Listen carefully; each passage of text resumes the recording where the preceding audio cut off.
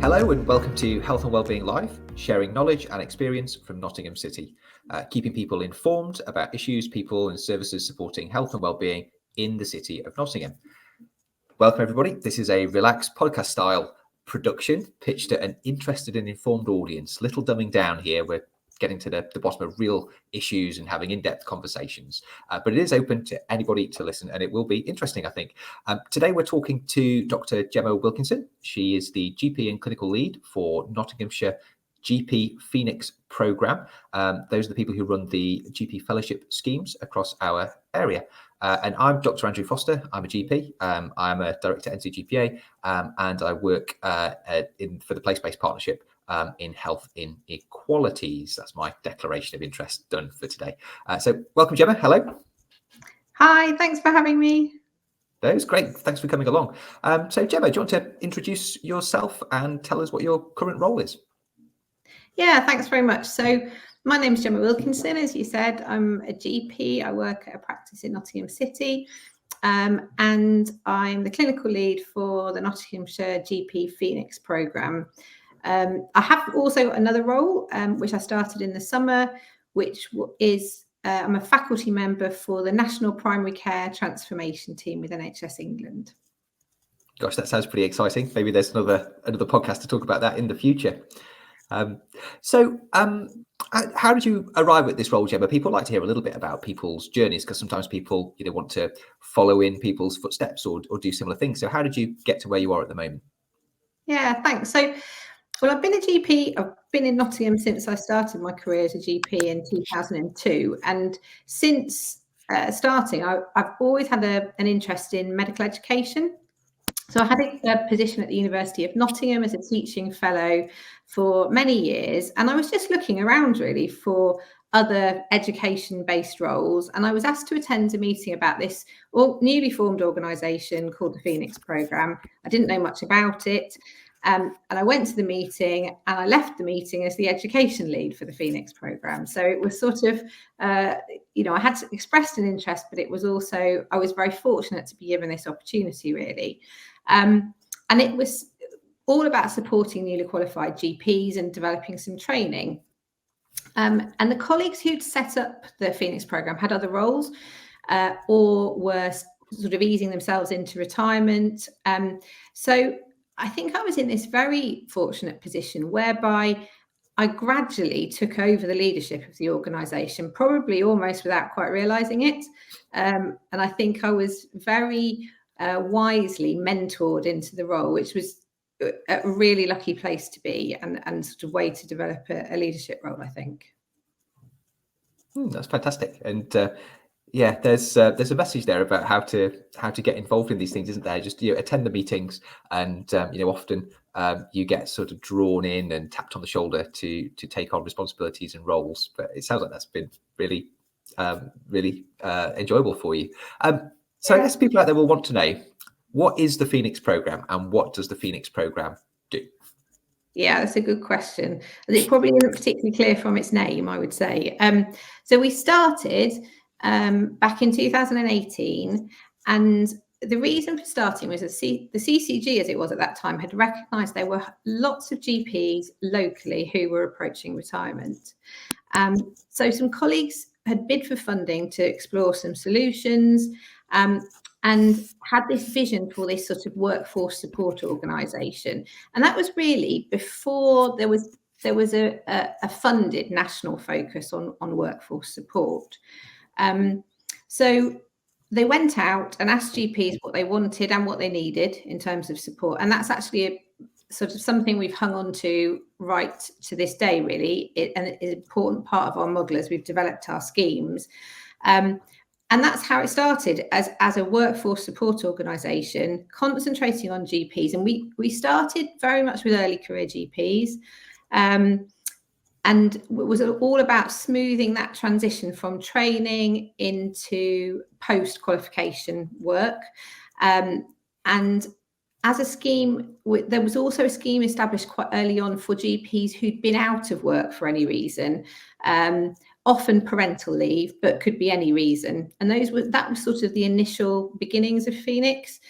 And then as you can see on the screen, gradually it's grown over the last 4 years, and we now provide support for GPs at all stages of their career, including actually those in mid-career who are often forgotten. I think there tends to be quite a lot for the early career GPs and then maybe for senior colleagues. But as you can see, we've got a range of support and things for individuals. So in terms of speaking one-on-one about your career, or having some perhaps coaching or mentoring. And then also, I think an important part of what we do is facilitating peer-to-peer support.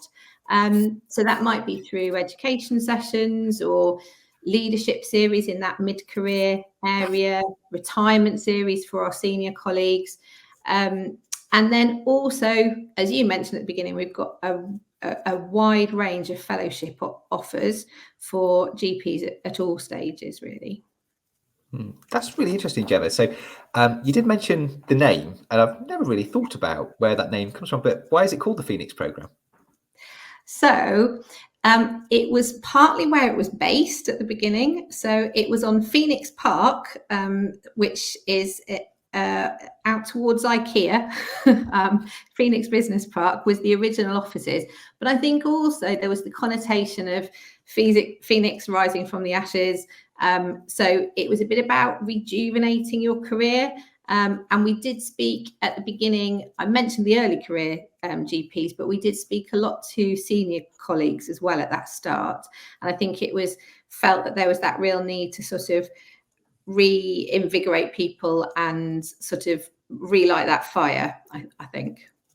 Yeah, it's really good. And I really like that you provide support and fellowships across the whole career lifespan, because obviously you need it at the beginning, and it's helpful at the end to, I guess, with the senior fellows, what I see happening is it's an opportunity for people to take their knowledge and wisdom and sort of give something back by doing a project in an area of interest, or that's what I've seen people do, and that's really valuable. But also not forgetting those people in the middle, and I'm very aware of that, because I consider myself in the middle now, so I don't like to feel left out. Yes. Yeah, but the other thing that was interesting was, I mean, I tend to think of the fellowship programs when I think of Phoenix, so it was interesting to hear that there are other offers there. Can you just talk through those again, or a little more detail, and about how we might access those if we were interested? Yeah, of course. So there's, in terms of the early career support, there are the fellowships that you've mentioned, but there's the New to Practice Fellowship, but also the Trailblazer Fellowships. And around those, there's a lot of additional support. So there's mentoring involved with that, and some CPD career development type offers. For the mid careers, other than the fellowship, we run once a year.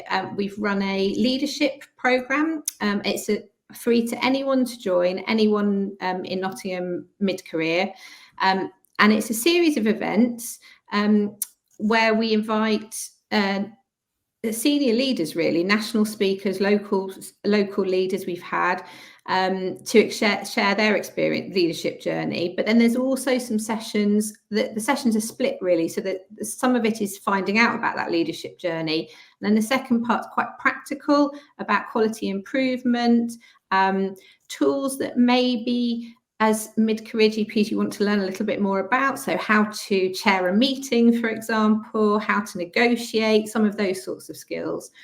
And then our retirement series, more aimed at our senior colleagues, does probably a bit what it says on the tin, but also talks about opportunities post clinical medicine, or perhaps even diversifying in clinical medicine as you approach the end of your career. And then there are some things across for any group. So I've mentioned the Return to Work series, and then there's our locally acclaimed coaching and mentoring service, which is open for all GPs, GPS, and any GP in Nottinghamshire can access that, including GP trainees. So there's really quite a broad range of support. Yeah, great, and a little bit more than many people might assume. So that's fantastic. There are lots of kind of organisations in Nottingham providing support for GPs, providing education. I'm thinking about the LMC itself. I'm thinking about NAF, our local training hub. And I'm just wondering where the Phoenix programme sits in terms of its relationship with NAF and with the LMC. I often think of it as part of the LMC in a way. Is that true? So where does it sit? Yeah, it's a really good question. So initially, we sat quite closely with the LMC. So we were an independent organisation, but we were powered by the LMC, if you like.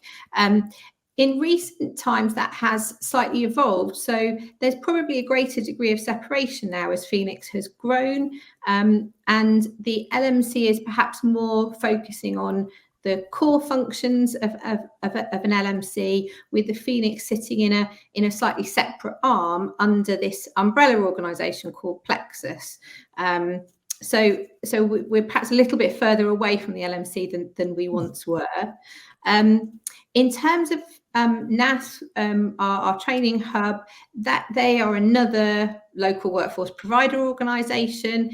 And I think I mentioned when the Phoenix programme started, it was very much, although we initially concentrated on GPs, there was never the intention purely to be all about GPs. And we recognise that the primary care workforce is broad and everyone needs support. But really quite soon after we formed, there was a big national drive for workforce retention. It was the time when there'd been promised to be 5,000 new GPs, and I think it was clear that wasn't going to happen, and so we were looking nationally. It was the solutions were looking to be found elsewhere alongside supporting GP retention and recruitment. So that really is the remit of our training hub, and that's a national direction for the training hub. So I think we've grown up in parallel, really. It's been an advantage in Nottingham in some ways because we've been able to focus on GPs but work collaboratively, and we all report into the same ICB workforce group. So we work very much in collaboration, but that's how it's grown up and evolved, I think. Okay, good. That's really helpful just for placing Phoenix within the system. It's a fantastic scheme, actually, and I would say we've had a few Trailblazer fellows come through our practice, actually, and it's been a really great way to get them interested in working in what is a deprived area where we work, and also getting them in with a practice and actually retaining them within that area. So all of those people actually still work within that area, which I think is really, really fantastic, and a testament to the success of the program. So it's a really good thing. Do all areas have a Phoenix programme? Are we particularly fortunate in Nottinghamshire to have this, or is this something that's happening all around the country? So not all areas have a Phoenix programme. So, I mean, I might say Nottingham's fortunate, but perhaps I can't say that really. So all areas will have a training hub, and actually the training hub in other areas will be running similar schemes, will be running GP retention and recruitment schemes alongside their other workforce support schemes. They might, because of the way that it's funded, which we might talk about at some point, that actually some of the schemes might look different, but the national schemes will be delivered by the training hubs local to any area. In some places LMCs are involved, but I think that's happening a bit less. So if anyone's listening who is not in Nottingham and wants to find out more, I'd suggest the first port of call would be go to your training hub, really. Okay, that's really helpful, Gemma. And you began to talk a little bit about the funding and where those funding streams come from and how they flow, and people out there will be interested in this sort of thing. So how does the funding work to support these projects? Yeah, so there's both local and national funding, and the majority of our funding actually comes for the national schemes, and there's a really clear guidance and direction on how that's spent. So those schemes would be the New to Practice Fellowship, the Supporting Mentor Scheme, which is affiliated to that, really, and for us, the Trailblazer Fellowship is also supported from NHS England. So in that sense, those schemes are quite clear. There's some local interpretation of the guidelines and how they're delivered, but it's quite clear cut what is expected and what those schemes should look like. And then a much smaller proportion of our funding is local GP retention monies. And there's a lot more flexibility around how that's spent. So as a provider, we would put in proposals of how we think that money would be best used locally, and bid for those monies. And then the majority of our schemes are delivered from that local funding.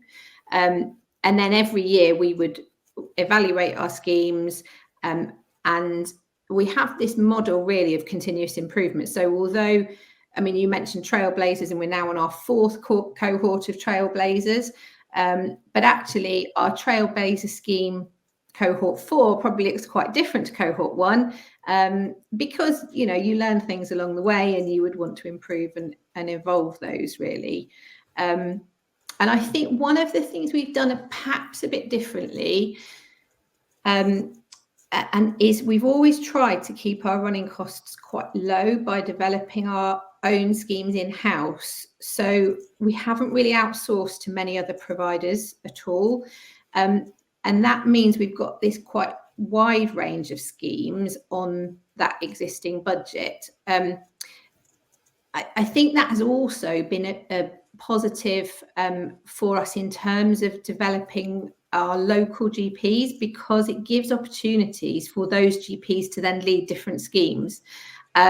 So a good example would be our trainee transition scheme, actually, which I've not mentioned yet. So that's a scheme where we reach into GP training, and we provide some CPD for GP trainees about life after qualification to sort of prepare them for post CCT.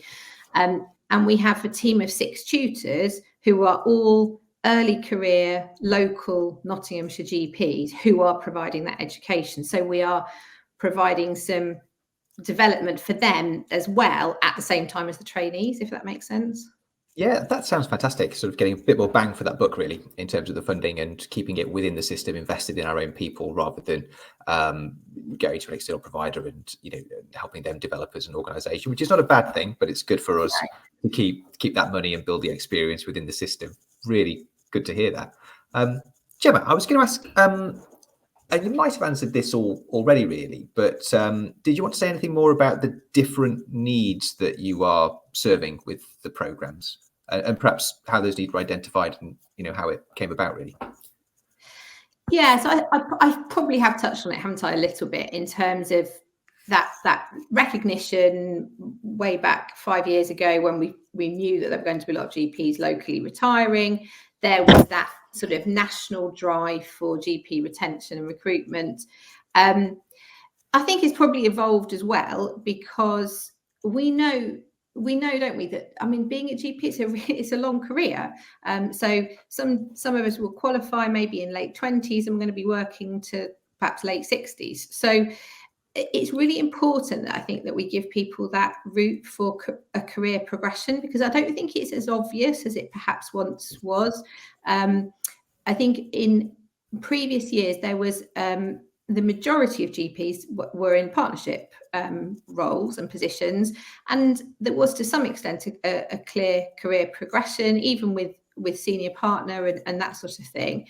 But I think that times have changed a little bit, and while some of that still exists, we know a lot of newer colleagues are going into salaried roles and perhaps less keen to explore partnership purely. So I think, we know, I mean, GP can be an amazing job, can't it? It can be really rewarding. It can be a real privilege to have that continuity of care and work in one community for a long time and build relationships and make a difference.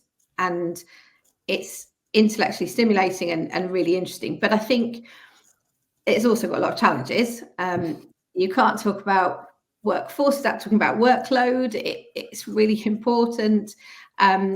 We know that there's lots of constraints, financial constraints, increasing demands due to our aging population and so on. So I think that Phoenix, for us, provides that opportunity to support colleagues, give them a bit of support outside of their day-to-day workplace, and have that opportunity for career development, for networking, for just having something else in their career, I think. I think I think that's so true. And I often think about the GP career pathway, and I just think about how flat it is compared to many other places and fields that professional people might work in. Those people who are attracted to work in a professional job. Often there are much more varied opportunities and tiers in terms of how it's organised. As you said, that did used to be there a bit more with traditional partnerships, I guess, because people would take on increasing responsibility for perhaps disease areas or areas of looking after workforce or trainees within their own practice, and then graduate to being the senior partner, perhaps at the end of their career, and that's there to a lesser extent. But even that felt quite flat, I think. And I think people are looking for different challenges in their career now to tackle different problems. And goodness me, there are enough problems out there that the system needs to tackle around population health, keeping people within the workforce, neighborhood teams and collaboration. There's the health service is so different. So I think it's great that there's an organization like the Phoenix program to help the workforce meet those needs whilst also satisfying some of those needs within the workforce. It's a good synergy.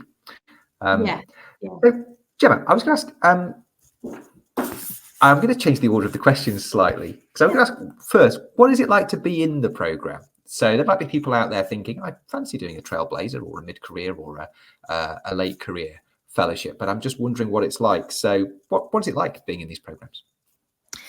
Yeah, so I think it really depends which fellowship you're doing. Although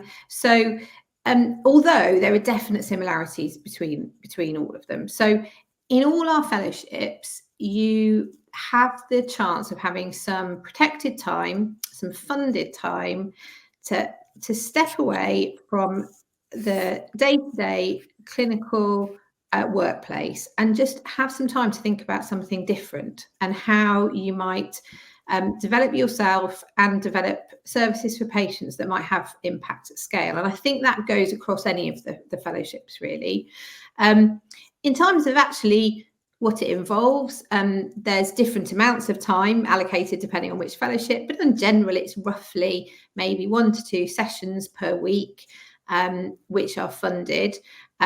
You work flexibly, so a lot of the time you might be working from home, or you might be going into the practice or your workplace or your PCN to develop the project work.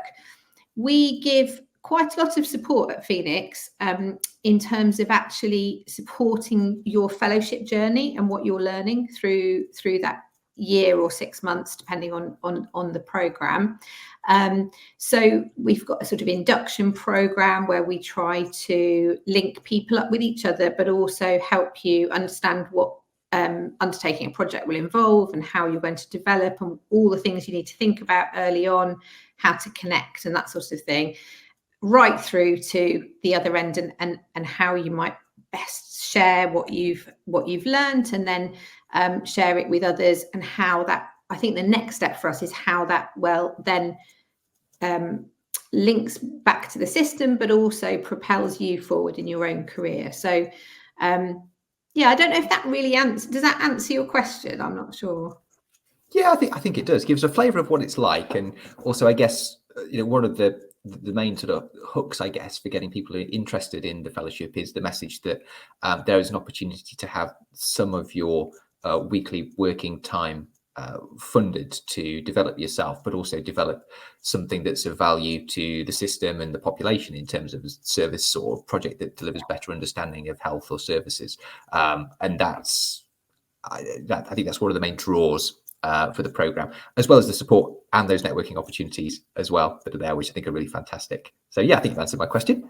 I was just wondering, so the system loves to understand the impact of schemes, particularly where there's funding involved. The system likes to know what the return on investment is, or what the impacts are. So are you able to give me some of the impacts of the scheme? And some of those are sometimes they're quantitative, sometimes they're qualitative, and they all count. But what have been some of the impacts? Yeah, so I think we have seen a lot of impact on individuals.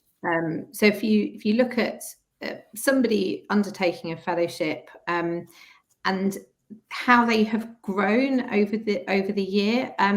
People come to us for a variety of different reasons, so this wouldn't be the case for everybody, but I think sometimes people come because they are perhaps finding general practice quite difficult, looking for something different, in their day-to-day work. And people tell us that it really reinvigorates their career. They grow in confidence. They feel they're upskilled. There was a quote, one of our mid-career fellows who was only recently finished was actually talking about our lead for that programme. But they talked about how being a part of the Phoenix programme mid-career fellowship under her guidance had said, that she had potential to inspire and rescue even the most burnt out GP and make them believe they have something to give and that general practice is worth fighting for. So, those sorts of comments, I could actually pull out quite a few of those sorts of comments about, the individual impact. I think there's also the impact on workplaces and on at a system level and for patient care. So we've had, numerous people working on projects that have had really quite big impact. So, for example, developing a greener strategy, which has been introduced both initially at PCN level, it's then gone to place level and is now influencing that at a system level.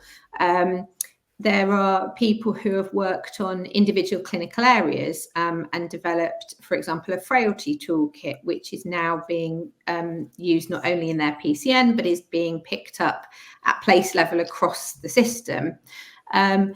There are templates on OF12, several templates on OF12, which have been written by fellows based on the outcomes of the projects, resources on TeamNet and so on. So there's quite a lot of patient care that has improved, I think, through the fellowships. And then if we look at because some people do want to know about the numbers, which is very, very reasonable, I think. And actually the GP recruitment and retention figures have improved since the Phoenix programme started. So you mentioned adding trailblazers and that you'd noticed that the people that you had in your practice have stayed and are working locally, and that's been our experience. So I think now we have had, I think it's 12 or 13 trailblazers complete the fellowship. Actually, it might be 15, sorry. And when we last looked, all of those colleagues were still working as GPs, and they were all still working locally in Nottingham and Nottinghamshire. And those are early career colleagues. So at a time we know that early career colleagues are leaving, that's really positive. And we went to a regional workforce meeting a couple of weeks ago when we were looking at the data, and Nottinghamshire was singled out as having really good data for GP joiners compared to GP leavers. And in fact, I think we've got the second highest GP joiner rate in England now. So I think, that's not solely down to the Phoenix programme, don't get me wrong, but I think that there are investing in GP retention and recruitment does have impact in multiple different ways, I think. It's good. No, you've more than answered my question there, and it's really good to hear that Nottinghamshire is performing well in some of those metrics. So I guess you've been running for a few years now. What sort of lessons have you learned, and how have things been evolving over those years? Yeah, so I think I mentioned, we keep trying to learn and evolve as we go along. I think one clear thing is that people need different types of support at different stages of their career. And that would be quite intuitive, I think. We would probably, think that. But there have been a few surprising things. So I think in terms of the early career support, we've definitely helped people transition into work. I think the work we've done with Trailblazers, which is our fellowships for early career GPs in areas of deprivation, has been really impactful. We've learned a lot from that. New learning and things that are evolving are, we know that we have a really high proportion of GP trainees who are international medical graduate colleagues. So we're doing some work to learn more about how we support those colleagues to make sure that following their training, they feel really supported and welcomed to stay in Nottingham, and that we can really encourage those colleagues to stay with us. In terms of sort of learning as well for mid-career, I think what we found with our mid-career colleagues is that once you've been working, you sort of got your feet under the table, you actually are then wanting to look for this new possibility, a bit like we talked about with career progression. Probably the most interesting thing I think we learned was that we thought by offering fellowships, people would reduce their clinical commitment to take on a fellowship. And that was of concern, because if you've got, if you're trying to retain GPs, that's a worry, isn't it? But we actually found people did this on top of their clinical work in nearly all instances. And surprisingly, despite people working harder or more, their resilience scores and their happiness scores went up. So I found that really fascinating.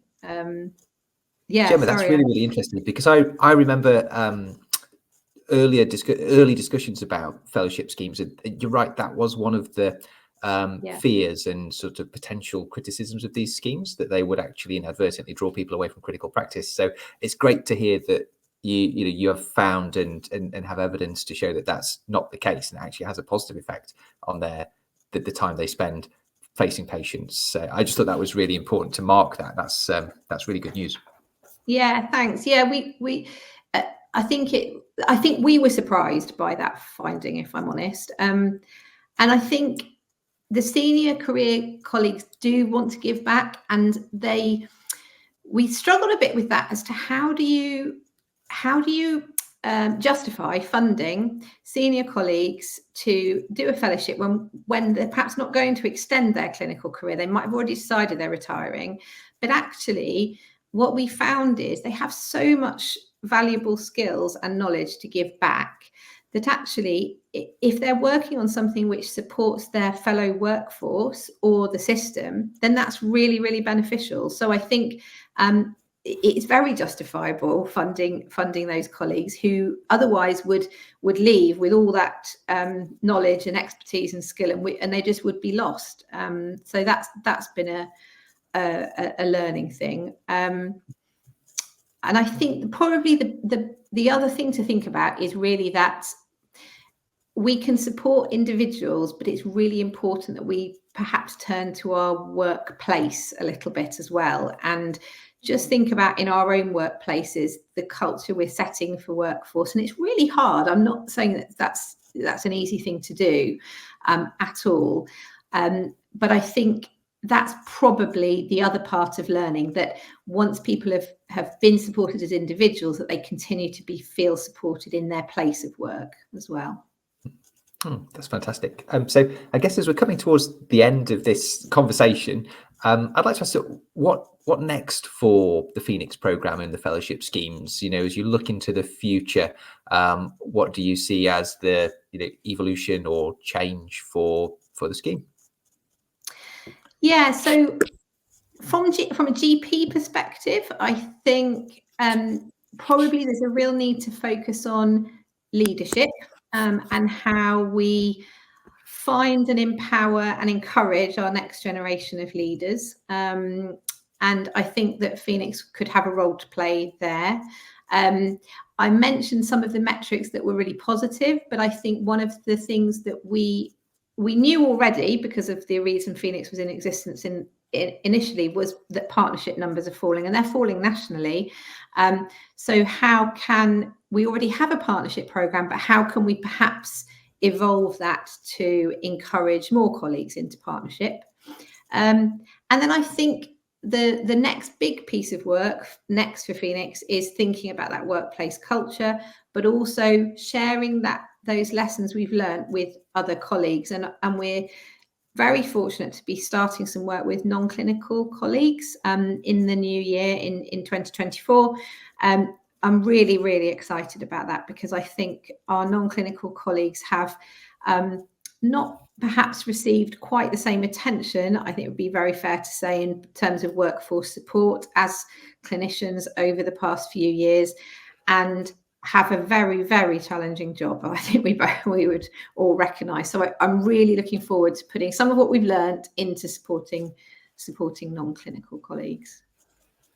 Yeah, that sounds fantastic. So looking forward to see what comes next from the Phoenix programme. So as we start to wrap up, I guess people will be thinking, where can I find out more about the Phoenix programme, what it offers, how can I apply for a fellowship? So where would they find this information? Yeah, so it's on our website. I can perhaps give you the link to post. So it's www.phoenixprogram.co.uk.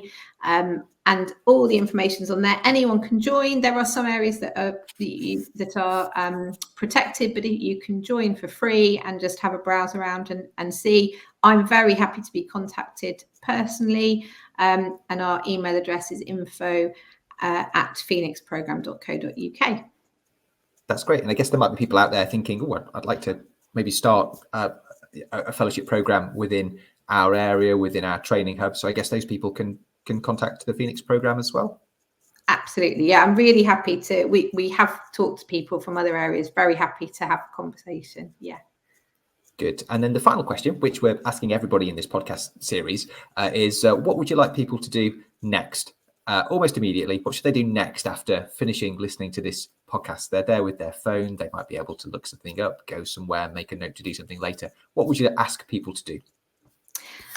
So after looking at our website, I would suggest just taking 10 minutes to think about your own career and what you currently enjoy, what you perhaps would like to do more of, and thinking about what you could proactively do to make that happen. And there are the services that we offer that can help you with those sorts of thoughts and conversations. So our coaching and mentoring service, so GPS, there are some good self-coaching tools. Rachel Morris from You're Not a Frog has a really good sort of self-coaching podcast episode. So I think that's a really good thing to do. And then thinking about giving back as well. So perhaps encourage a colleague to do the same, perhaps someone that you have noticed maybe finding life a little bit difficult at the moment, or maybe have a chat to them. Do they want to have a think about their career? And I don't mean just GPs, any colleague, and think about supporting their career as well. Because I think we just need to look after each other. It's a hard enough place to work. So I think just looking out for each other and having those conversations is really important. Yeah, that's a really nice place to wrap up. Thanks for joining us and talking about the Phoenix programme and the fellowship schemes. Thanks everybody out there for listening as well. And hopefully you can check out some of the other podcasts that have been coming out of Nottingham City Place. Thank you very much. And goodbye, Gemma. Goodbye, everybody else.